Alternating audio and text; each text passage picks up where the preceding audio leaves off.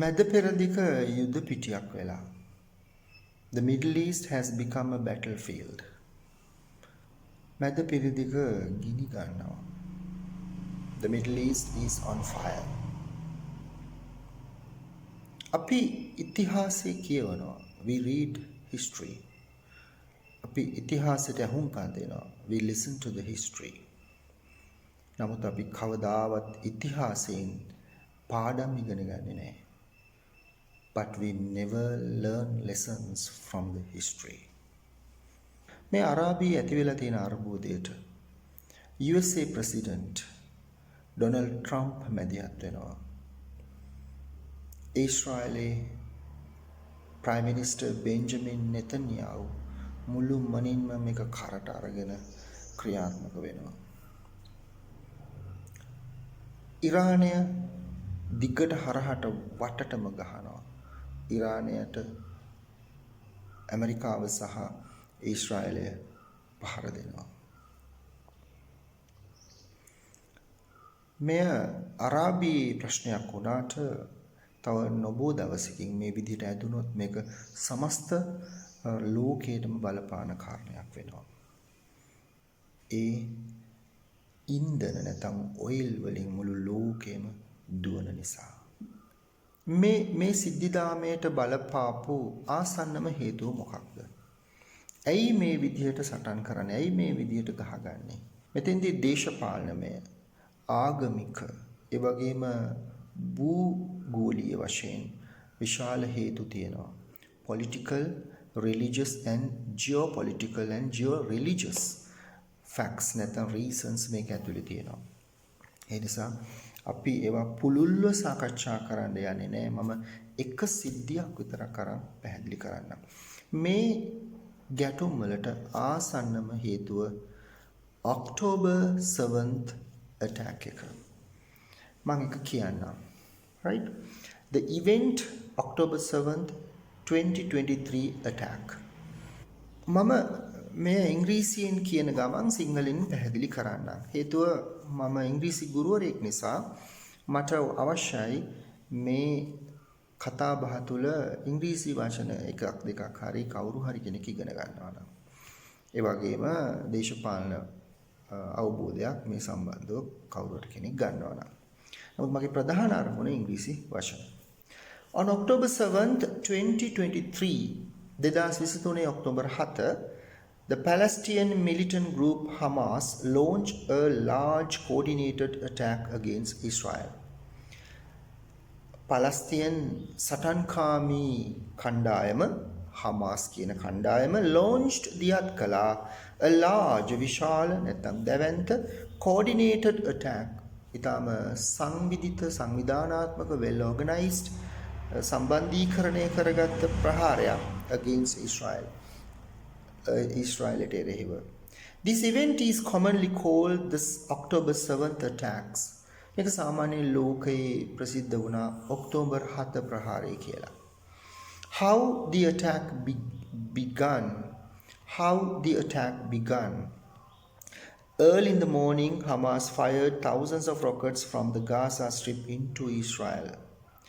උදෑසනින්ම Hamas යවුවා පත්තු කරා thousands of rockets දහස් ගණනින් ගාසාවල ඉඳලා Gaza Strip Gaza තීරයේ ඉඳලා into Israel තුලට. At the same time armed fighters crossed the border. ඒ වෙලාවෙම armed fighters සන්නද්ධ සටන්කරුවන් cross the border. ඔවුන්ගේ දේශ සීමාව හරහා ගියා. Cross the border. ඔවුන්ගේ දේශ සීමාව හරහා ගියා. Breaking through the border fence ඒ දේශ සීමා වැටවල් කඩාගෙන using motorcycles and trucks motor bicycles සහ trucks යොදාගෙන paragliders ඒ කියන්නේ ගුවනින් parachute මාර්ගයෙන් සටන්කාමීන් බැස්සා. Boats along the coast ඒ වගේම වෙරළ තීරයේ දිගේම බෝට්ටු තිබුණා. This was the largest attack on Israel in decades. මේක තමයි විශාලතම ප්‍රහාරය on Israel. ඉස්රායලට කරපු in decades, දශක ගානකින්. What happened inside Israel? මොකද්ද ඊශ්‍රායලය ඇතුලේ වුනේ? After entering southern Israel, දකුණු දිග ඊශ්‍රායලයට ඇතුල් වුණාට පස්සේ Hamas fighters attacked several locations. Hamas සටන්කාමීන් attacked ප්‍රහාර එල්ල කරා ස්ථාන කීපයකටම. Targets included ඉලක්කවලට ඇතුල් වුණා Israeli border towns and villages. ඊශ්‍රායලයේ අර දේශ සීමාව අසල තියෙන towns and villages. නගර සහ ගම්මාන. Military bases හමුදා කඳවුරු. A music festival called the Supernova Festival. අන්න හොඳ point එකක්. සංගීත සංදර්ශනයකට ගැහුවා called the Supernova Festival. එතෙන්දී ඒ Supernova Festival එකේ ට සම්බන්ධ වෙච්ච තරුණ ගෑල් ළමයි පිරිමි ළමයි වැඩිහිටියෝ ඒගොල්ලන්ගේ ගීත කිව්වා මිස ඉස්ලාම් ආගමට නැත්නම් හමාස් මිලිටන්ට්ස්ලාට විරුද්ධ දෙයක් කිව්වේ නැහැ. මොකද එහෙම වුණා නම් අතිශය සාධාරණයි හමාස් තරුණයෝ ඇවිස්සෙන එක. Casualties and hostages. මරණ නැත්නම් තුවාලකරු and hostages ප්‍රාණයපකරු. According to Israeli and international reports, Israeli සහ ජාත්‍යන්තර වාර්තාවලට අනුව around 1,200 people were killed in Israel. 1200ක් පමණ ඝාතනය කළා ඊශ්‍රායලේ. Many victims were civilians. බොහෝ ගොදුරුවන් were civilians, civil වැසියෝ, including women and children. මේ අතර කාන්තාව සහ ළමයි හිටියා. About 240 people were taken hostage.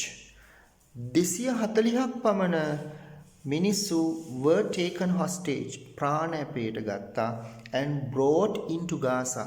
එකල මේ අය ගාසා තීරයට ගෙනාවා. These hostages included මේ hostages ලට ඇතුල් වුණා Israeli civilians, Israel civil වැසියෝ, අපි දැක්කා ඒවා TV එකේ, soldiers සෙබළු, foreign nationals from several countries. රටවල් කීපයක විදේශ ජාතිකයින්. Israel's response. Israeli ප්‍රතිචාරය. Soon after the attack, the Israeli government led by Benjamin Netanyahu declared that Israel was at war with Hamas. Soon after the attack, මේ attack එකෙන් පස්සේ ඒත් එක්කම the Israeli government, Israel රජය Benjamin Netanyahu නායකත්වයේ දෙන declared ප්‍රකාශයට පත් කළා that Israel was at war with Hamas. Hamas එක්ක යුද්ධයක් ප්‍රකාශයට පත් කළා. Israel launched a large military operation against Hamas in Gaza.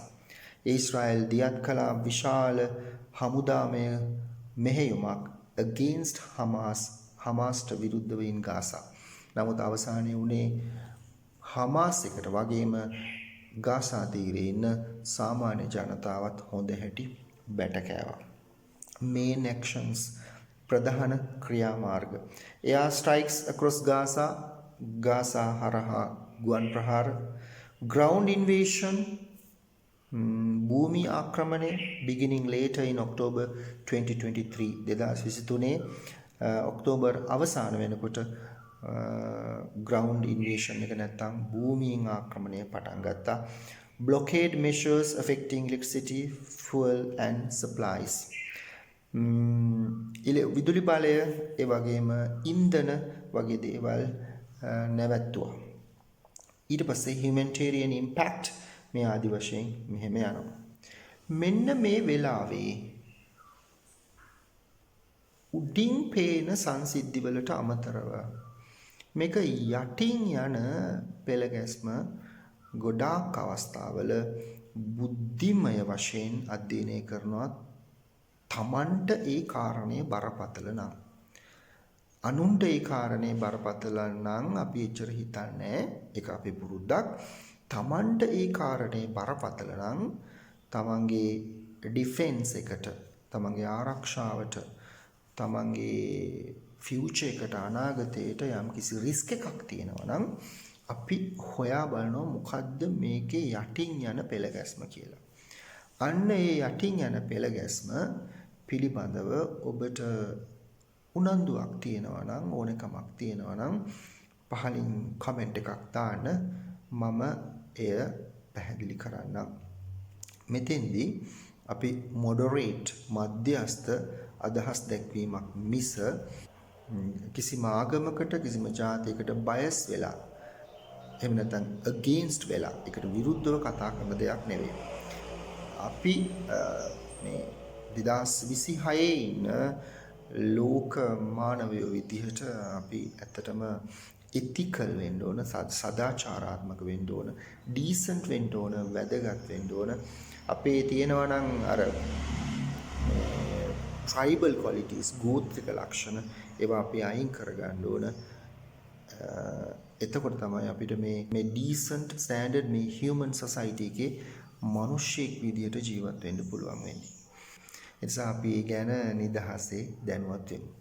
එහෙනම් සුබ දවසක් හැමෝටම. goodbye.